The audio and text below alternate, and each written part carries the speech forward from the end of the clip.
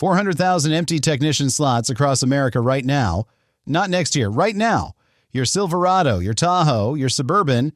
If something breaks today, there may be nobody at that dealership qualified to fix it. That bay has the lift, the tools. What it does not have is a mechanic. And while that truck sits waiting for someone who is never coming, you are still making the payment. Still making the payment.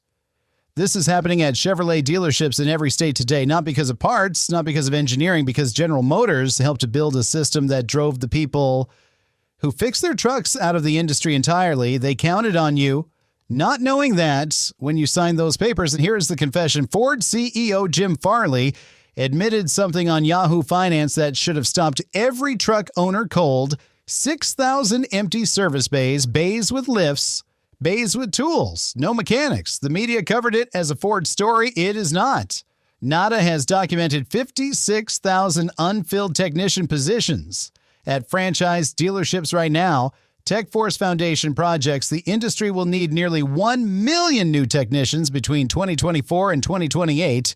James Marsh, a Chevy service manager in Michigan, told reporters demand for repairs is going up, but the count of technicians is not. That quote is from a Chevrolet dealership.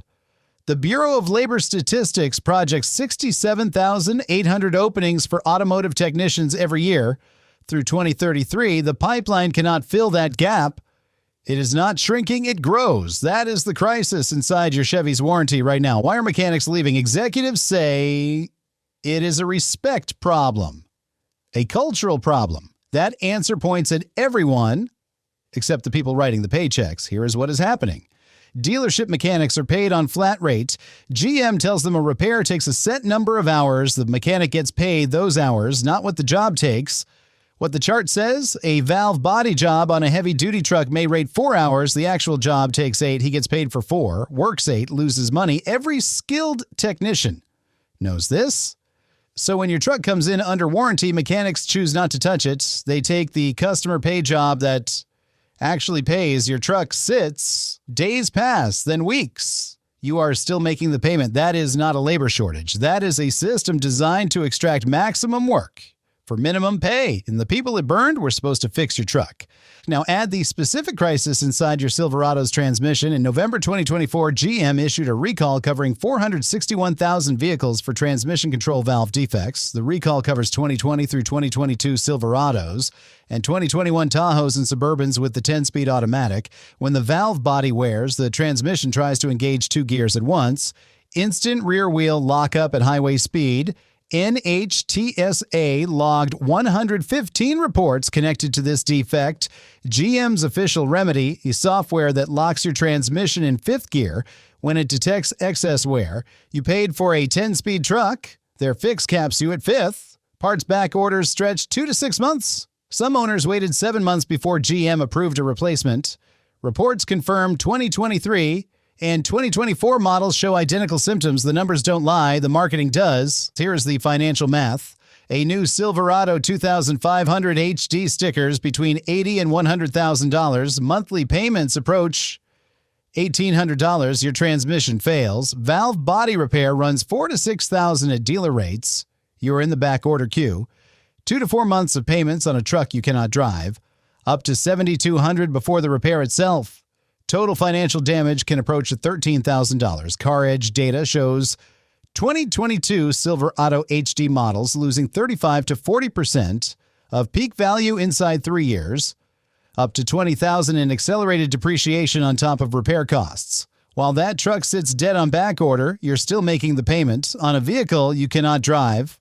Most owners walk into that dealership and accept whatever they are told. Here's what the informed owner does differently. Picture this. You walk into your Chevrolet dealership. Your 2022 Silverado 2500 is making harsh shifts. The advisor confirms the recall and says parts are on national back order. You say, "What do I drive?" He says, "Loaner fleet is full. 6 recall vehicles waiting on the same part." Most owners stop there. They go home. They keep paying on a truck stuck in 5th gear. Here is what the informed owner says. "I need that in writing, the recall number, the back order status, today's date. Then I want to speak with your service manager about a replacement vehicle." Those 2 sentences change the outcome. Dealers have options they will not volunteer. Documentation while payments continue is the foundation of a lemon law claim in most states. Sandra Reeves, a franchise dealership service director from Nashville who asked to remain anonymous, put it plainly, most owners leave without documentation and lose their leverage. Data is the protection, and here's what the next 90 days looks like if you hear the clunk and decide to wait. Week 1, a hard shift between 35 and 40 miles per hour, cold weather, you say.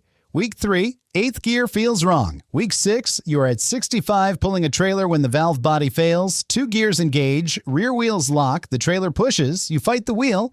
If you reach the shoulder, here is your position. Truck on a flatbed, total valve, body failure confirmed, parts on back order 60 to 90 days, 3 months of payments on a dead truck. Because you waited, your documentation is under scrutiny. Marcus Williams, a certified transmission technician from Columbus who asked to remain anonymous, told us, owners who document early symptoms have options. The ones who wait hand those options back 1 week at a time. Stay calm, stay documented. The clunk is the warning, not after the lockup, before it. Think about what was built on the back of these trucks. A grandfather who ran a construction business for 30 years on a Chevy he paid $12,000 for, and drove to 260,000 miles, a father who passed it to his son because it was built to last. That was the promise, not a subscription for remote start, a tool that worked. That promise was broken, not by accident. Repair Pal ranks Chevrolet 20th out of 32 automakers for reliability.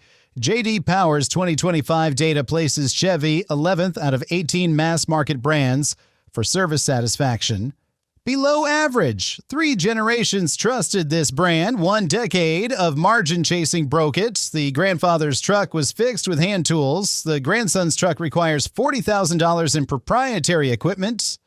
And a technician currently working somewhere else. That is extraction dressed as innovation. They built it to last just long enough. Go to nhtsa.gov and enter your VIN. In the recall lookup, if you have a 2019 through 2024 Silverado or Sierra with the 10-speed transmission, check your recall status tonight. Document every service visit, date mileage, exact complaint, exact repair. Get every dealer promise in writing before you walk out.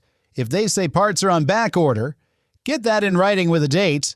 Without documentation, you have no leverage. Before any major repair or purchase, get an independent inspection from a mechanic with no financial relationship to the dealer. The dealer generates revenue from repairs. An independent mechanic's only interest is your trust. Different incentives produce different diagnoses. In the Southeast, back order times run longer due to higher diesel Silverado density.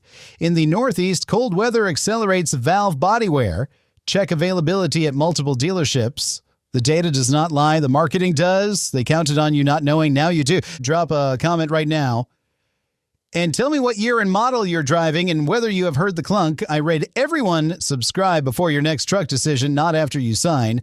Hype this so the next owner gets this information in time. This video is educational content. Repair costs, depreciation, and back order timelines vary by region, model year, and condition.